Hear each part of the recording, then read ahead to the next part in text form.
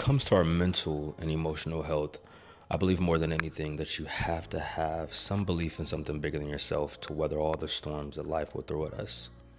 You see, I came up professionally in corporate America, and one of the first sort of unspoken rules I recall learning was you don't talk about religion nor politics at the water cooler. Now, when it came to the latter, I was cool on that. I was cool on that conversation. But when it came to the former, I could never shy away from professing just my love and appreciation for my God.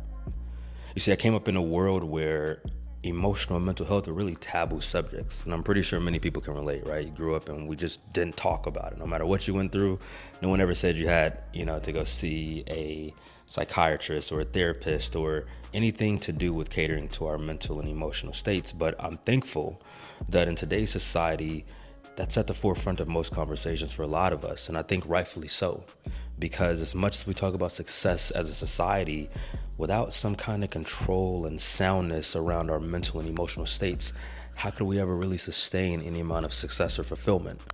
As L. Boogie, Lauryn Hill the Great once said, how you go win when you ain't right within? And as far as being right within is concerned, what it came down for me was before I knew about therapy, before I knew even the words to really articulate how I was feeling emotionally and mentally, I knew God. And I knew that as a child of God that I was always going to be strengthened in my weakness by his grace. Now, I'm not saying that you have to go to church every Sunday and read your Bible every day and pray and fast, but in a way I am. In a way I am saying that the habits, the things that I did to ensure that I was close to my source, close to God, was going to church, was praying, was fasting, was staying in the Word. So in even my darkest days, and certainly on my best days, I prioritize staying in tune with what drives me, and I think what drives all of us. Now, I'm no doctor, and I do believe that there are real ailments out there that impact our mental and emotional states. And for those, I truly hope that everyone feels the agency and even empowered to seek out true medical care. But in the same vein, I also believe that with God, we have this ability to withstand so much in this life.